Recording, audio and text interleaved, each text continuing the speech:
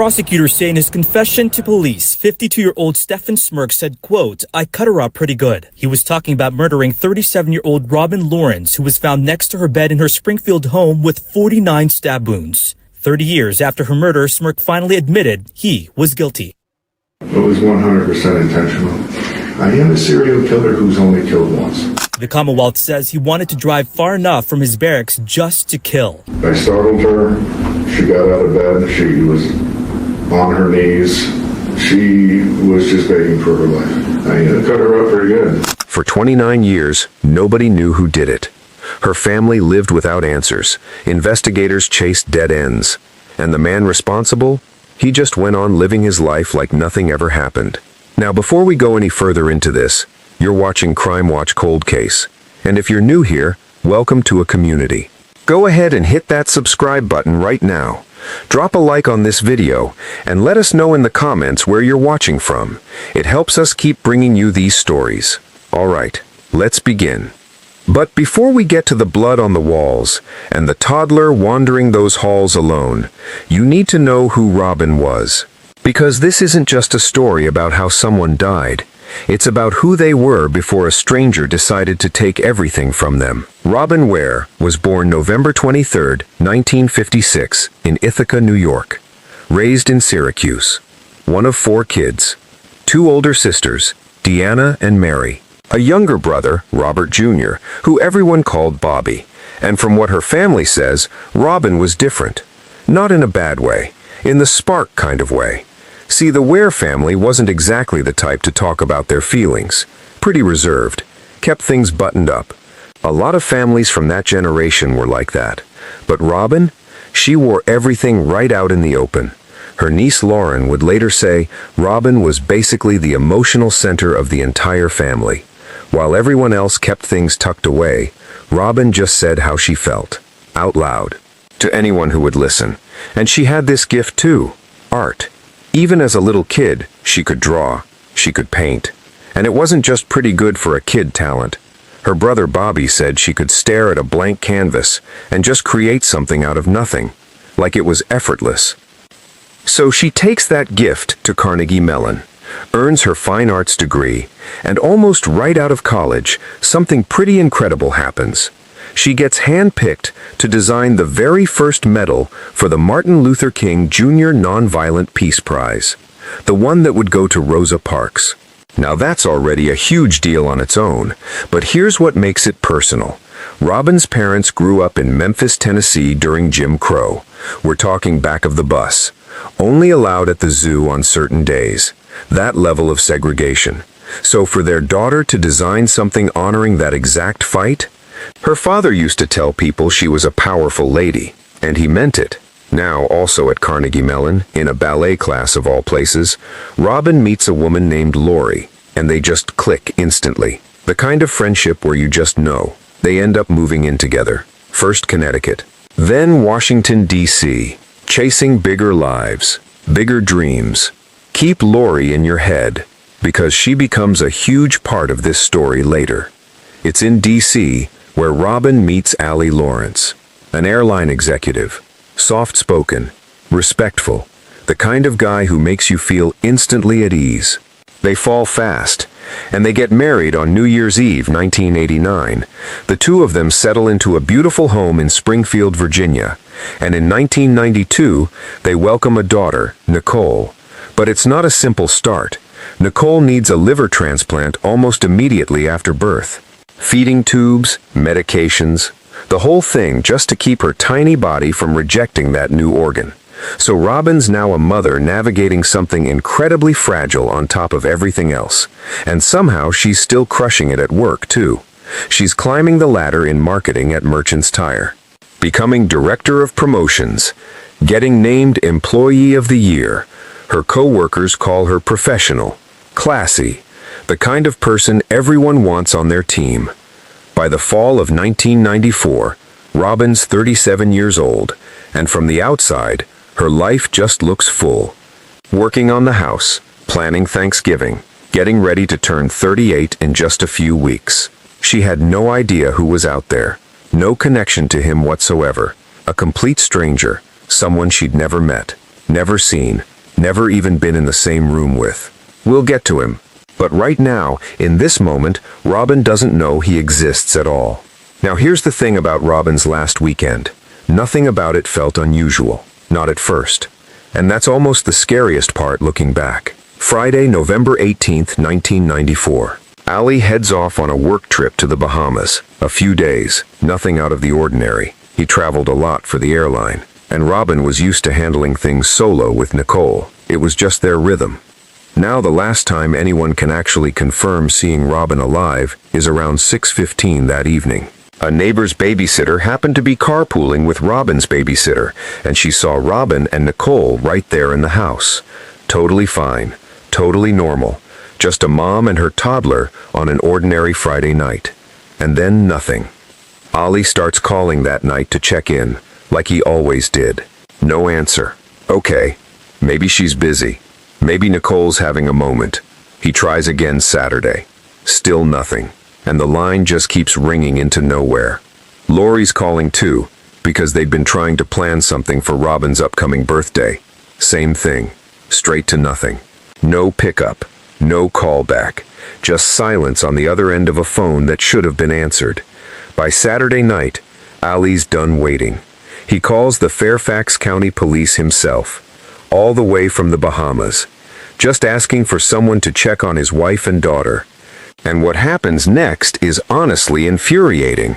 The dispatcher tells him because he's calling from outside the area, he actually has to go through the Bahamian police first, who then have to relay it back to Virginia.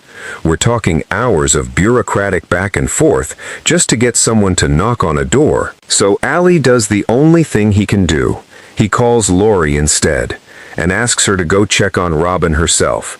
Now you understand why nobody panicked right away. But you're about to understand exactly how it all came crashing down. Sunday, November 20th. Lori and her friend Carlin finally pull up to Robin's house, figuring they'll knock. Robin will laugh about a phone left off the hook, and that'll be that. Except the first thing they notice is the newspapers piled up on the front step. Days worth. Untouched. That's already strange. So they walk around back, and that's when they see it. The screen on a window has been cut clean through, and the window itself is wide open. Carlin's the one who says we're going in, so they climb through. Inside, everything looks completely normal. Nothing knocked over. Nothing out of place. They start calling out for Robin, for Nicole. And for a second, nothing. Just silence. Then they hear small footsteps. Nicole comes around the corner, and she's not crying, not reaching for them. Just staring.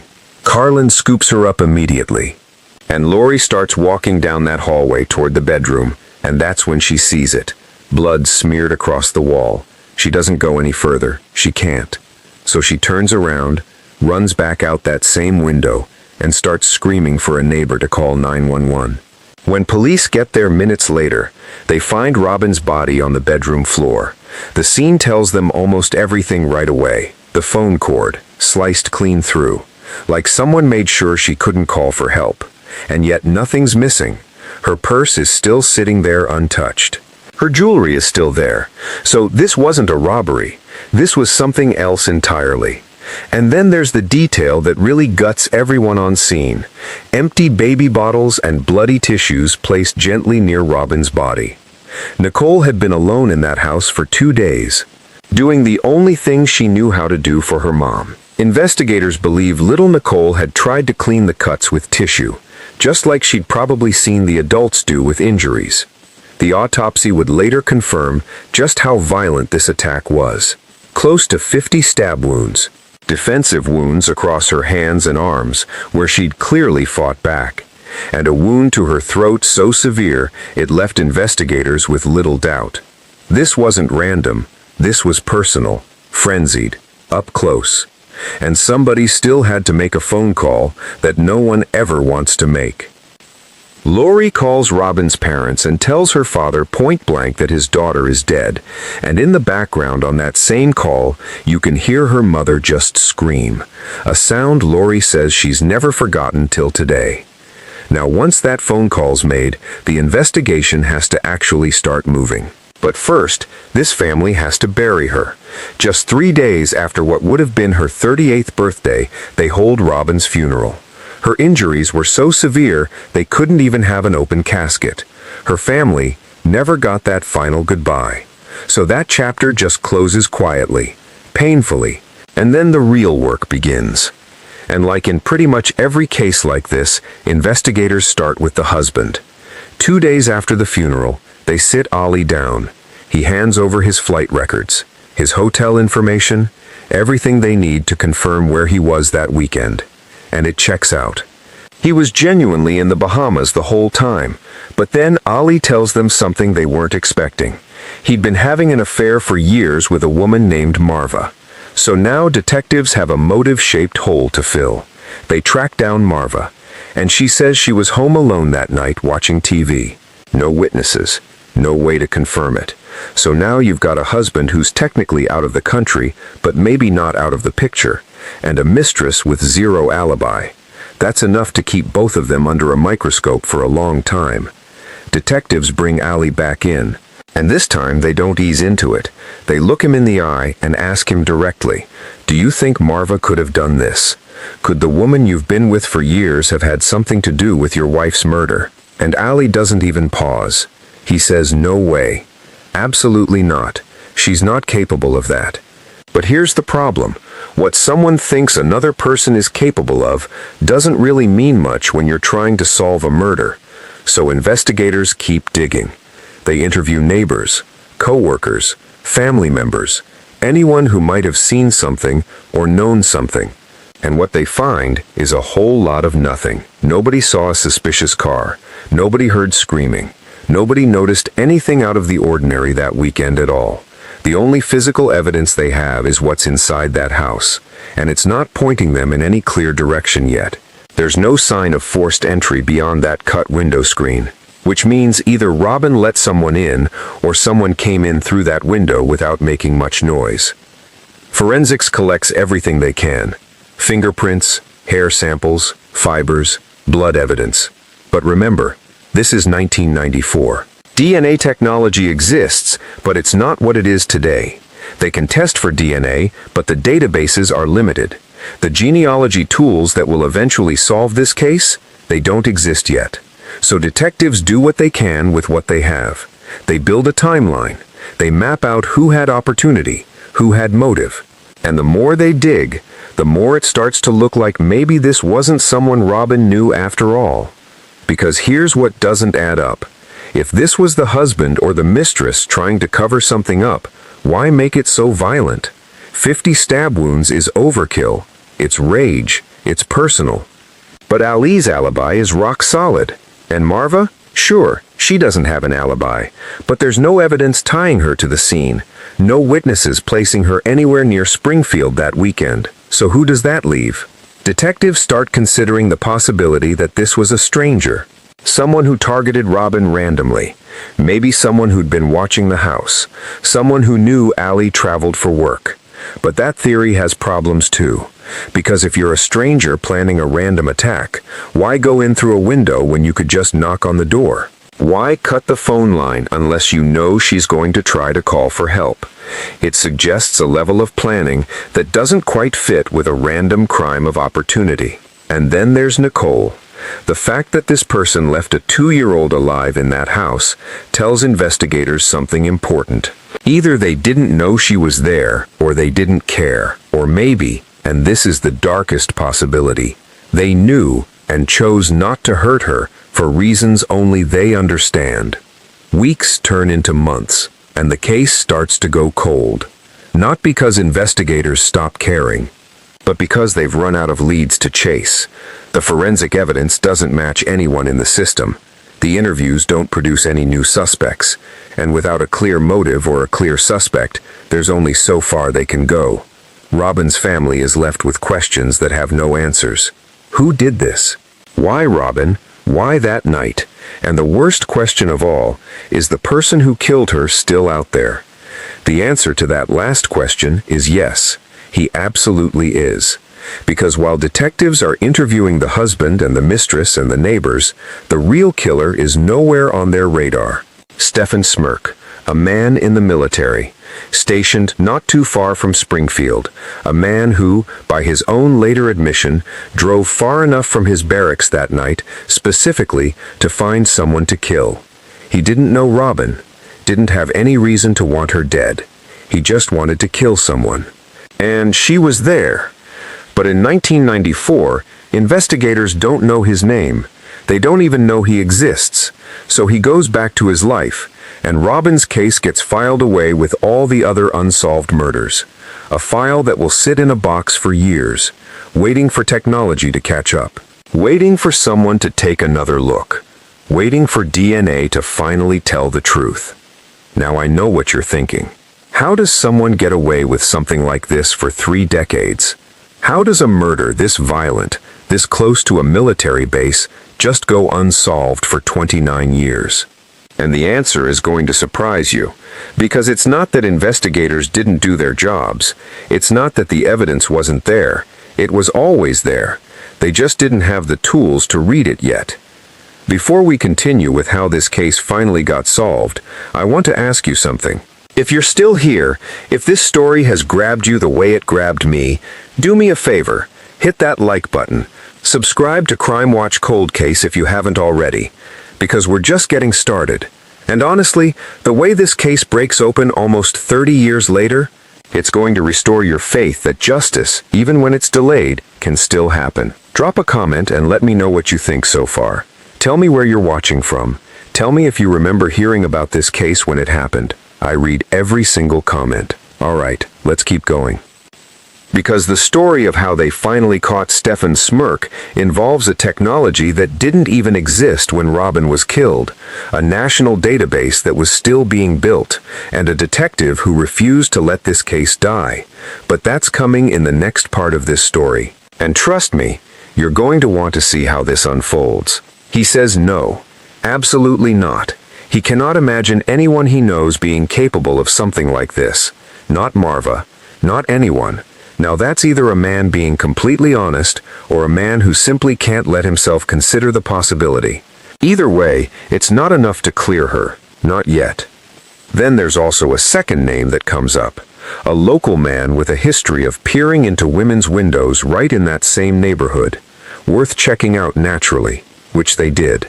But here's the piece of evidence that actually mattered. There was a washcloth found in Robin's bathroom with blood on it, and it doesn't make sense because Robin never made it that far into the house during the attack. So whose blood is it? That washcloth gets sent off for DNA testing, which, remember, in 1994 was still a brand new science. We're talking results that take not weeks, but over a year to come back. And when they finally do, not a match to Ali, not Marva, not the man with the window history. Whoever's blood was on that washcloth, it belonged to someone outside this entire circle of suspects. So they upload the profile into CODIS, the National Criminal Database, hoping for a hit, and they get nothing, which actually tells them something important. If this person had ever been arrested for a violent crime before, his DNA would already be sitting in that system. Nothing means he likely had no record at all. So now you've got a name attached to nobody, a profile with no face, and a family demanding answers that just aren't coming. And that's exactly how this case goes cold. But what happens when a case goes cold isn't nothing. It's years of a family just waiting. Think about what that actually looks like in real life. It's not just an open file sitting in some drawer. It's Nicole's birthdays passing one after another, with her father quietly wondering if this is the year someone finally calls with answers. It's Robin's siblings going to family gatherings every November, knowing exactly what month it is, and not saying her name out loud because it still hurts too much. It's an entire family learning to live around a wound that never actually closes. It just goes quiet for a while, until something reminds them all over again. And underneath all of that grief, there's this other thing nobody really talks about. Fear. Because somewhere out there, someone got away with this. Someone walked into a house, killed a mother while her own child was just steps away, and just disappeared. No name, no face, Nothing. One family member would later admit she actually felt unsafe in her own bed at night, just knowing that a stranger could do something like this and never be found. Years turn into a full decade, then almost two. And in 2018, Robin's mother Jessie passes away, 24 years after losing her daughter, and she goes to her grave without ever learning who did this, without ever getting to look him in the eye, or hear him say a single word about what happened that night. She just never finds out. And for a lot of families in cases like this, that's the real tragedy hiding inside the tragedy, running out of time before the truth ever arrives. Then in 2019, a cold case unit picks the file back up. DNA technology has come a long way since 1994. So they send that same washcloth evidence to a company called Parabon Nanolabs, hoping science can finally do what a database search couldn't. What comes back is a composite sketch. Basically a computer-generated face built directly from the DNA. A white man, blonde hair, blue eyes. They show it to Robin's family. Nobody recognizes him. Not one single person. But then there's also a DNA match to a relative buried somewhere in the database. But it's so distant, so many generations removed, that it feels almost useless. Like finding one loose thread in an enormous tangle with no real way to follow it anywhere. So at this point you'd think that's it. Dead end. Case cold forever. But this is where one person working entirely for free in her spare time changes everything. Her name's Liz. She's a volunteer with the police department. Just someone who genuinely loved genetic genealogy as a hobby. And she tells detectives, let me take a crack at this. So they hand her everything. That distant relative match. And a list of roughly 1,500 people who share tiny fragments of DNA with whoever left that blood behind. 1,500 names. No first cousins. No second cousins. We're talking fourth, fifth, sixth cousins. People who barely share any DNA at all. So for the next several years, Liz is just building family trees. Branch by branch, marriage by marriage, late at night on her own time. Just chasing this thing. And then it happens. She finds two separate family trees, totally unrelated to each other on the surface, and traces them both back until they cross at a single marriage, one couple. And tracing forward from there, down through their descendants, she lands on one name, Stephen Smirk. Now when detectives pull up an old yearbook photo of this guy and hold it next to that DNA composite sketch from years earlier, it's close. Close enough that they know they're not chasing nothing anymore. So who is this guy? In 1994, he was 22 years old. Stationed at Fort Myer, an army base just a short drive from Robin's neighborhood. By the time Liz finds him decades later, he's a computer programmer living up in Niskayuna, New York. Married to a defense attorney, 2 kids in high school, a nice house, a quiet street, and not so much as a parking ticket on his record. So now detectives are sitting there thinking, is this really our guy? Because on paper, this man looks like the most ordinary person you could imagine. So now you've got a name, a face, and an entire ordinary life built around it. But what happens when detectives actually go knock on this guy's door is where things get genuinely unsettling. September 2023. 2 detectives drive up to Niskayuna, New York, with one simple goal. Get a DNA sample. See if it matches. They knock. Smirk opens the door. And right away something feels off to them. Because there's just no reaction. No surprise. No what's this about. Nothing. He just invites them inside, like they're there to talk about the weather. They explain they're working a cold case from the 90s. He doesn't ask a single follow-up question, just agrees to give his DNA on the spot. They're in and out of that house in about 5 minutes. Detectives leave their car just in case and head back to their hotel. And then hours later, one of the detectives gets a phone call. It's Smirk. He asks where they are, and then he tells them he's at the local police station. He wants to turn himself in for the murder. Now, here's the thing worth sitting with for a second. This wasn't a man overcome with guilt after 30 years. This was a man who knew the moment detectives showed up at his door that his DNA was about to be compared to evidence from a 30-year-old crime scene. He wasn't confessing because his conscience finally caught up to him. He was confessing because he knew he'd already been caught. And he wanted to control how that story got told. So once he's sitting across from detectives, he doesn't hold back much at all. He tells them that back in 1994, he was 22, stationed nearby in the army, had been drinking that day, had taken a stimulant on top of it, and felt this overwhelming pull that he was going to kill someone that night. Not Robin specifically, not anyone he knew, just a decision he'd already made before he even left his barracks. He drives to a neighborhood he's familiar with, picks a house at random, and gets in through the back. He walks past a room with a sleeping toddler in it, and he keeps going. When he gets to Robin's bedroom, he says she wakes up startled and gets down on her knees, begging for her life. And what he describes next is something he says in his own words, like he's recounting a training exercise. He says he used what he learned in the military, hand-to-hand combat, and just kept going. Robin fought him hard. She clawed at his face hard enough to leave a mark, which is exactly why decades later, his own blood ended up on a washcloth in her bathroom. Even in those final moments, she was fighting to survive, and fighting for her daughter down the hall. And when detectives finally ask him if he feels any remorse, what he says next is one of the more chilling lines you'll hear in a case like this. He doesn't say he's sorry for what he took from Robin, or from her husband, or from a little girl who'd spent 2 days alone with her mother's body. He says he feels bad that he did it only because he knew someday it would cost him his own freedom. That's it. That's the remorse.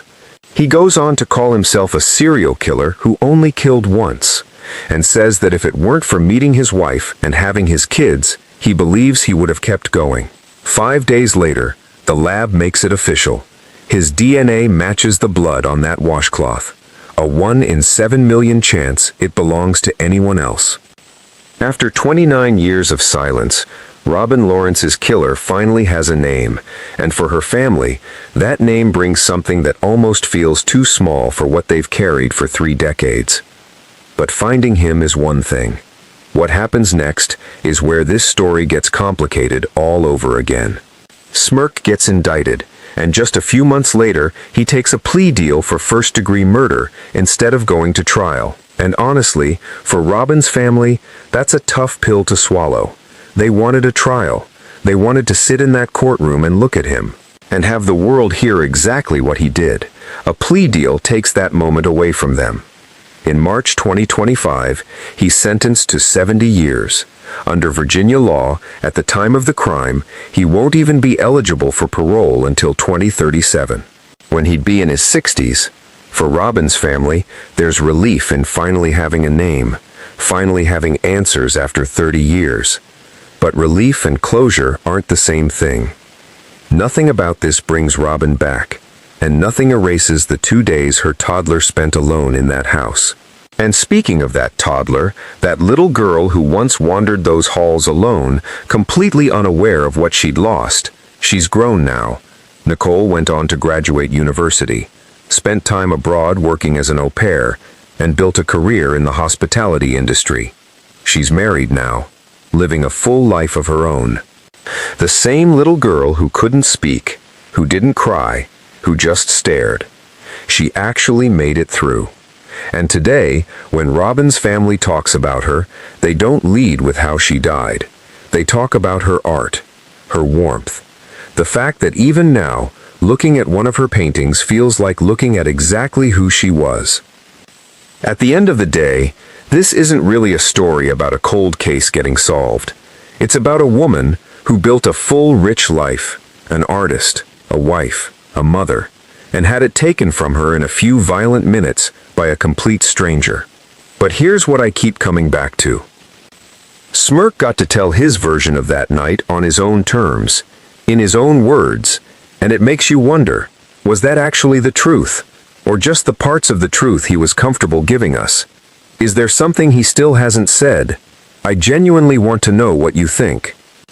And also the fact that for 30 years, while Robin's family was left with nothing but questions, he was out there building a career, a marriage, a family of his own, living the exact life he stole the chance of from her. Would we really say justice was served here? Drop a comment and let me know. I love reading every one of your opinions.